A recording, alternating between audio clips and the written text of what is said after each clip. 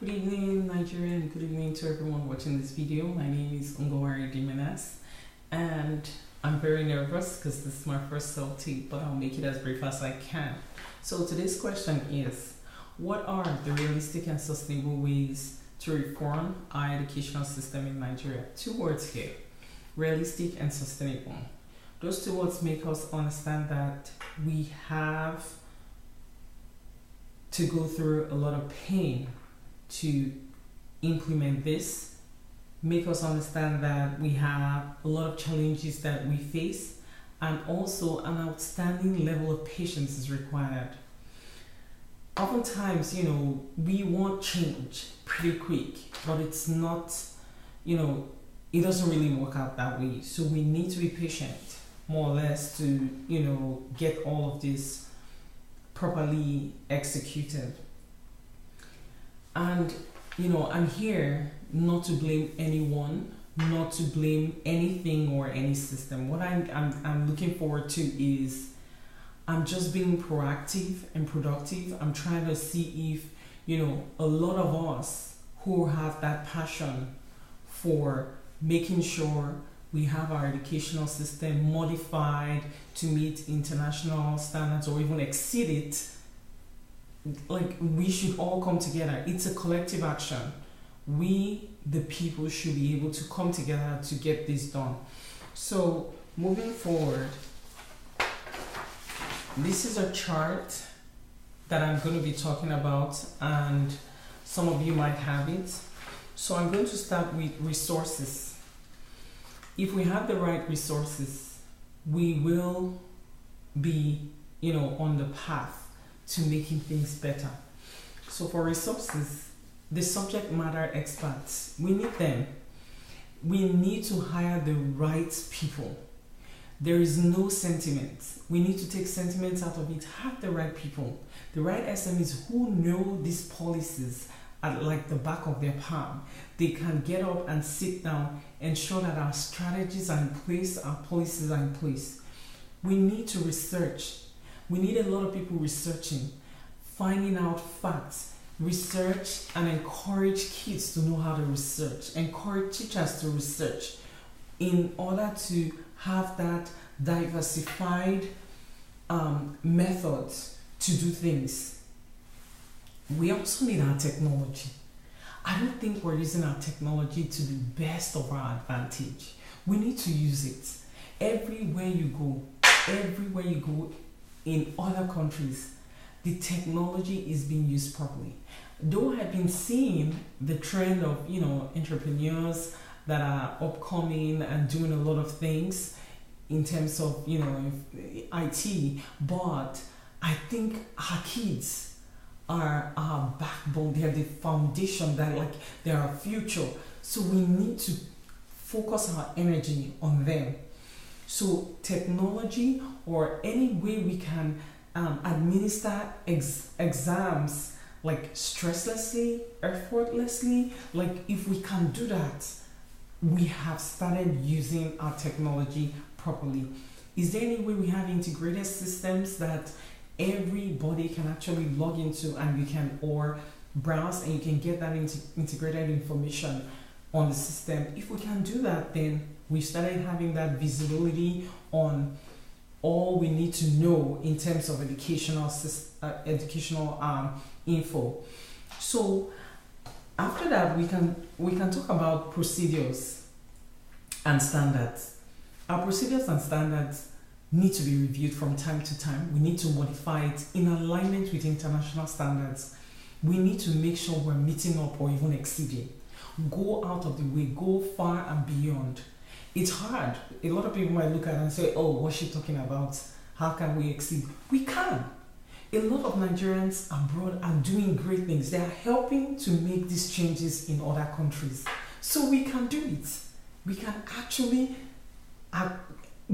get all these standards done if we have the right people who are passionate.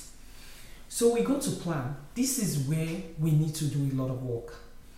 I know that we want this change. I know we want this reform, this educational reform done, revamped, reconstructed, or whatever the right word will be to use. But if we do not plan this, if we do not have like a standard or something, a document to hold and say this is the project plan to reform the educational system, then it's not going to work.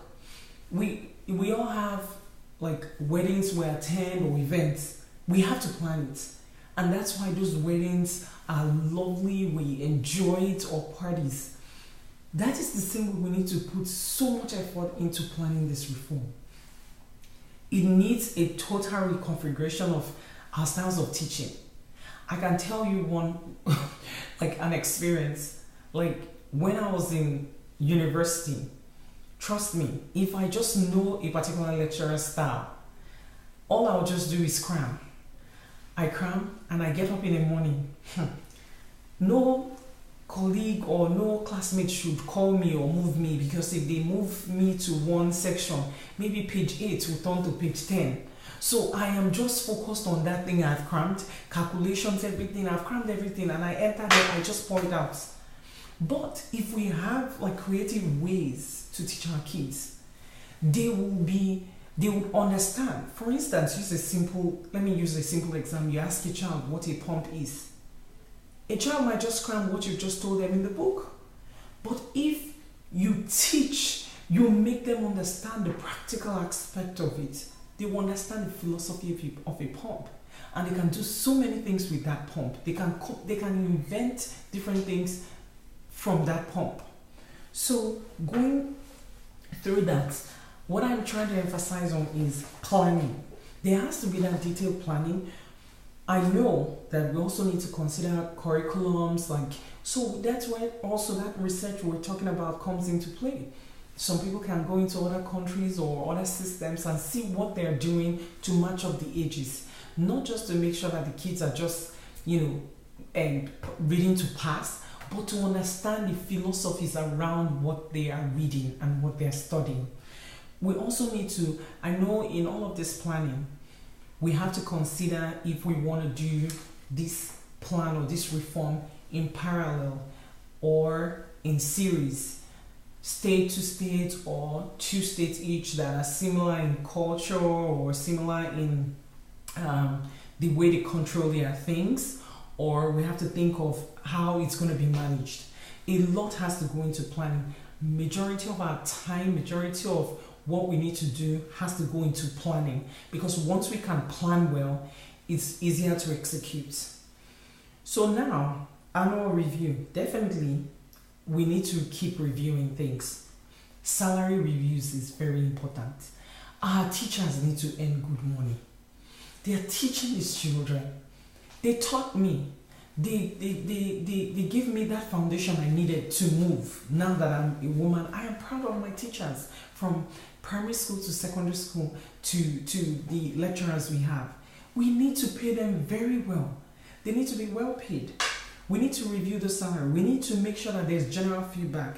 Once we're doing a reform or getting a reform done, we need to keep going to ask questions. We need to see how effective it has been. We need to see what the progress is in order to improve, to make it better, or to make more changes. In all of this that I've called in resources, procedures and standards, plans, and our review, the main thing that is the bulk of the work that is the problem, and I think that's what I've identified personally as the major problem, which is implementation. Do it. Action. We need action. In terms of implementation, we're talking about people and costs. 2 things. For us to have the right people and to have the money. You see all the, I'm trying to emphasize this part because that is what is very important. What we need to focus now is people that are accountable, people that are dedicated, people that are selfless. We don't want selfish people who will come, take the money, there's money allocated or financial report done, allocation of money has been done, and we don't find any money to use and execute this project. No. We need to be proactive. We need to find people who are reliable. You call them, they're there. We need to find people who are transparent. They ensure that there's visibility on account keeping, on what they are doing. We need to ensure that they are effective people. What do we need to do? They are on top of their jobs. They are on top of their scopes that given to them to execute. We need to find people who are passionate about this, who want this to happen, who want to see that their children in the future will have that right background they need. We also need to have our mindset straight. If we do not get off of the mindset of blaming somebody else for something not working, it wouldn't work. We have to get out of the mindset of blaming the next person. We have to sometimes take the bull by the horn and say, you know what? I am to blame. I see myself as the one who will change. And that is the same way I see you and I as the agents of change. We have to make this change together, collectively, as one. Our mindset needs to change. We don't want somebody coming to discourage us to say, oh no, what is she even talking about? It's not going to work. But I understand I'm talking. But I know that if we all come together to make sure what we're talking about is put into action, then we're good. If we're consistent and we have these characteristics, we're selfless people, we're accountable, we're responsible, we're dedicated, we're focused, we don't get distracted with any noise at the background, we are good. So all I will say is this: think about the fact that if we do not do all of these things, if we do not start now, what will happen in the future? All we'll be seeing is the trend of people having kids, sending their kids to even do primary schools abroad. We need to start that focus now. We need to start that process now. The time is now. This is the right time. So what I can continue to say is this: it's going to be a win-win situation for all of us if we set up our system to meet or supersede international standards. And I really want to appeal to everyone out there, all Nigerians, let us look forward, not behind. We're moving forward, please. Let us work together. Let us come together. This is a collective action. This is something that if we come together and plan well and get the right people who are responsible and accountable, we will achieve our dreams. I thank you everyone today for listening to me, and I hope that in the future, wherever you are as a Nigerian, you're interested to move the country forward in terms of education reform. I am there. I am ready to give my input. However little it is, I will give my input. Thank you so much for listening to me. God bless you all. God bless Nigeria, and I appreciate the time.